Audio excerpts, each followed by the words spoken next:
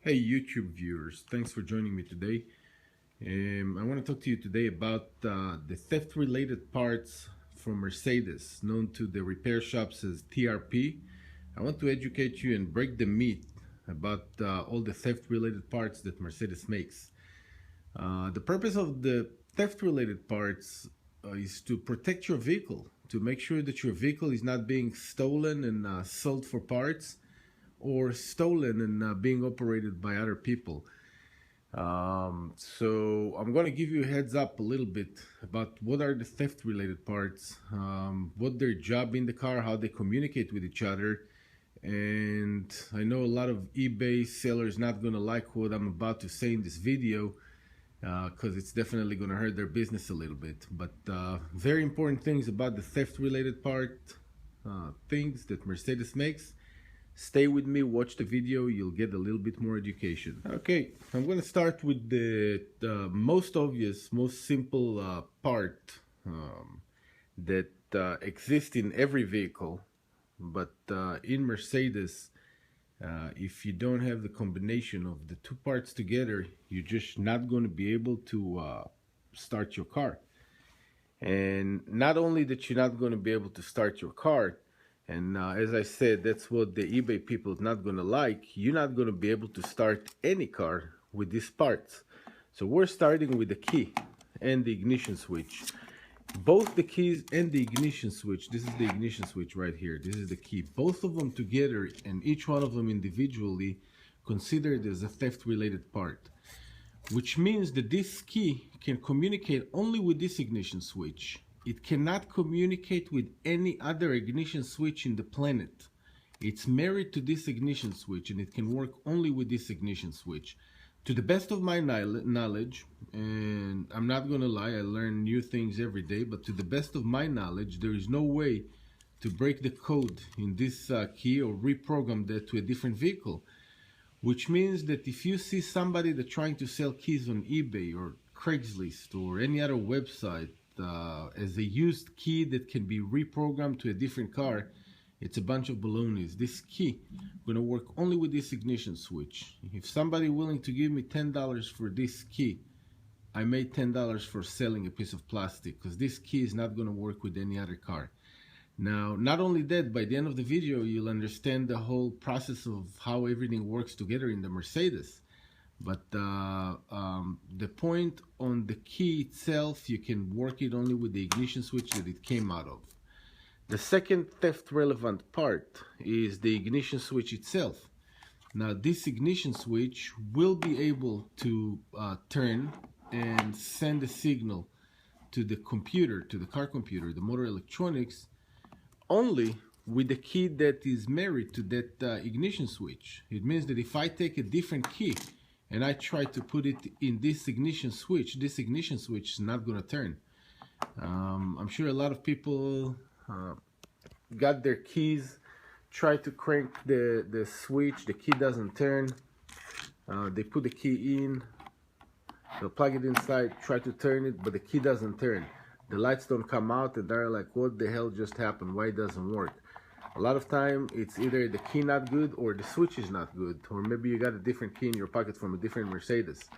But if the key, oh, no, I can't get it. 1 second. All right. If the key can't be read by the ignition switch from that point right here, it's going to send a message from here. Actually, there is a transponder. I'm not going to get to all the technical information about how it works, but there is something inside that will read the key and then basically will open a little lock on the ignition switch itself and going to let you turn the key. But if the switch do not belong to the key, they're not going to be able to work together. So again, if you think that your ignition switch is not good and you need a new ignition switch, you cannot buy a used one from a different car. And I'm going to talk about buying ignition switch or keys from a different car. There is a way around it, but obviously you're going to have to replace every single theft relevant part in your car from the exact same car to be able to start your car. So the second theft relevant part is the ignition switch itself, and the only ones that selling the ignition switch in the country, in the world, are Mercedes. They have their authorized dealers or authorized repair shop that will sell the ignition switch as well. But if you need to buy a new ignition switch, of course, have it diagnosed before you start to replace parts. But if you need to buy a new ignition switch, you can get it only from Mercedes, and you can get only a new one. You cannot get a used one and reprogram that. It just doesn't happen. Don't waste your money, even try it. So hang tight and we'll go to the next theft relevant part. Okay, the next theft relevant part. After you, well, you know what, I'll tell you what, the next theft relevant part that reacts to the key in the ignition switch, I don't have it available to show you. But what happened is, after you turn the key in the ignition, there is a steering lock. There is a little piece on the steering itself. It's about probably almost the same size as this one. It got a little pin on one side, and when you turn the ignition switch, when you put the key inside, the first thing it's going to do is release the little pin on the steering lock itself, so you can turn your steering lock. So I've had many cars that came to the shop and they couldn't turn the steering lock. The steering lock was locked, and they automatically assumed that it's either the key or the ignition switch. One of the things that I've learned in the business is that you cannot make an assumption. You have to know what the evidence are, and you have to go through the process of elimination. So you do a full diagnosis until you know for a fact what the problem is. So if you watch this video because you Googled why my keys don't work or something like that, do not make any assumptions, please. Have it checked by a professional, and make sure you're replacing the right part before you start to throw money on your car that not necessary. So back to the theft relevant parts. After you put the keys in the ignition will recognize the key, will unlock the steering wheel, and then what happened next is you start the car. When you start the car, you got to get a few things. You got to get power to the starter, you got to have the fuel pump working, and you have to have ignition. You have to have spark on your spark plugs. When you're going to turn the motor and you get the spark plug on the spark plugs and you get fuel into the combustion chamber, your motor will start. The next thing that actually create all this combination of three things, the spark, the fuel, and the movement of the motor, is what Mercedes called ME, motor electronics, known also as the ECU in some cars, or ECM, electronic control module, electronic control unit. Got many different names, but in a lot of the newer cars from 2006 and up, the motor electronics looks like that, and it sits on top of the motor, just like about actually the wire harness will be on the back. So it sits like that. What you're gonna see when you move, when you open the hood, is that part right here. This is your motor electronics. This is what control the ignition, control the amount of the fuel, the mixture, a bunch of different things. It gets information from many different modules throughout the car and determines what to do with the motor according to that. And this is your motor electronics. After you started the car, and of course these two parts here with the ignition lock, with the steering lock, responded and communicated, the motor electronics get the command to start the car starts. It still doesn't mean you can drive it, but it means you started the car. To be able to drive the car, you have to be able to shift the car into drive. So for as long as your shifter is stuck in parking, you have a running car, but you can't do nothing out of it besides revving the engine a little bit. So the next thing we're going to talk about is the shifter. So bear tight with me and we'll go to the shifter. Just since we're short on time and I can't really go deep into all the explanation of everything, I just want I had another motor electronics from an older model here that I wanted to show you how that looks like. So not all the motor electronics are going to look like that. Some of the motor electronics are on the side compartment where the fuses, or what Mercedes call a signal acquisition module. Some of them are sitting next to the wire harness. Some of them are on the motor, and there's some models that this computer will be on the side of the engine. So there are various different places. This is not the only way that the motor electronics looks on the Mercedes. So that's just to recap that real quick. And as I said, after the motor runs, you have to shift it into drive. So you got to get out of parking. When you apply brakes to the brake pedal, you'll be able to shift your shifter into drive. If your shifter is not recognizing the information from the ignition switch, from the control module, from the motor electronics, your shifter is not gonna shift into drive. So you're gonna be stuck in park and you're gonna try and move it and pull it down, but it doesn't go because it doesn't get a signal that the car is recognizing the rest of the information. So if you remember at the beginning of the video, I told you if you do want to, if you do have a problem and you want to change ignition switch, but your car is a little older and it doesn't worth going and spending $500 or $1,000 or $2,000 on changing one part, there are people on eBay that will sell you the whole package. It will take the what considered as the brain of the car from a different car and sell you a whole package of all these things together. Now, if you change the shifter, the transmission control module, the ignition switch, the key, the motor electronics, you got a chance to be able to start your car and drive it. Now, of course, if rest of parts number do not collaborate with the theft related part, there is a fair chance that some things in your car are not going to work right. So my advice is to get the part that you need. So if you need the ignition switch, pay whatever it's going to cost to get the ignition switch and have it repaired right.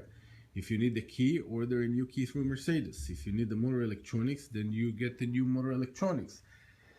And now back to the issue of the eBayers that selling that you can buy motor electronics from eBay and they tell you, oh, it needs programming. So save yourself whatever they're going to sell it for, because you can't do nothing with it. It's going to be a piece of metal sitting in your shop or sitting in your house or garage, and you'll never be able to do anything. So this is the shifter. Now, after you shift to drive, you got to start in drive. What happened when you shift to drive, the shifter gives information to the transmission control module to engage into the first gear. And that's the next thing that we're going to talk about, the transmission control module. It's this piece of metal right here with the plastic on top of it. This is the control unit. So give me a second and we'll talk about the transmission control module. Okay, transmission control module. I want you to know that not all transmission control modules on Mercedes considered as a theft relevant part. Again, not all of them. It's only on the 7 gears transmission that came, I believe, in fall 2004, if I'm not mistaken. The first 7-tronic transmission came out with the integrated control unit on the conductor plate. This is what people will call the conductor plate.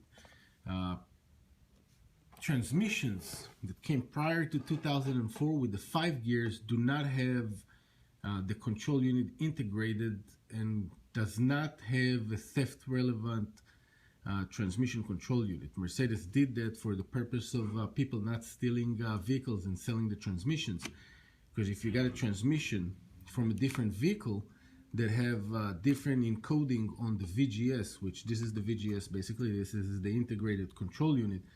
If you have different control unit on the transmission, then you can't use the transmission with any other car, because as we said, they all have to communicate together. As soon as you put the keys, in a split second, it sends information to the switch, that says information to the steering lock, that says information to the motor electronics that communicate with the shifter and communicate with the transmission. So if somebody stole, for example, a transmission and put it in a different car, or stole a car and tried to part out the transmission, if you put the transmission in, and you'll start the car, you still won't be able to shift into gears. So even if you did shift into parking, this control unit will not get information and will say, whoop, we have a problem. Somebody's not giving me the right code to activate me. I'm going into a limp mode. I'm not doing nothing. So the purpose of the theft protection on Mercedes is, of course, to protect the car buyers, to make sure that your car is not being stolen. You don't wake up one morning and somebody drove your car away. You just make it more complicated. Of course, as hard as honest people work, also the thief work is hard and find sometimes ways around it, but that's making it very, very, very complicated. So give me 1 second and I'll be back with you. Okay, I had a guest coming into the shop, so I had to pause it for a second. But back to the transmission control unit, on 2004 S classes and then 2006 all classes, transmission made the Mercedes made the 7-tronic transmission that they incorporate the theft protection into the control unit. So if prior to that, and I've seen a few YouTubes, and as a matter of fact I have one of them too, about changing the conductor plate on the transmission, if your transmission is prior to 2004, you're going to be able to do it. If your transmission is after 2004, and if you have the 7-tronic transmission, then unfortunately your transmission have a theft relevant part, and you will have to take it to an authorized dealer to replace it, or authorized repair shop that can get you a theft relevant part. Of course, there's going to be some kind of documentation involved with it. You have to prove ownership of the vehicle, but you will not be able to do it yourself. So that's pretty much to recap everything on the theft relevant part. And of course, it's not the most detailed video, and it's not the purpose to be the most detailed video. It's just to kind of explain, give you a general information of the theft relevant parts in the Mercedes vehicle. So you have the ignition switch, the key, the steering lock, the motor electronics, the shifter or selector lever, the intelligent selector lever, and the integrated control unit on the transmission. All these things have to work together to make the car move. If one of them does not belong to the car, any one of them, and it doesn't matter which one of them, any one of them do not belong to the car will not move, period. It might start, but it's not shifting. It might shift, but it won't start. It might start and shift, but it's not going to drive. If you're not going down the hill, then most likely the car is not going to move forward. So if you look to buy a used part, be cautious. Don't buy any keys that on eBay. Don't buy control units on eBay. If you do buy a used Mercedes transmission, take in consideration that you will have to replace the conductor plate or the control unit. If you buy a motor electronics, you can use it as a cap canister or something like that. Coaster, not canister, sorry. But you're not going to be able to use it in your car. Hope you enjoyed the video. Hope you got the information you needed. Wish you a lot of good luck. And if you need my help, you can always find me at mercedes-benztechs.com. Thank you very much.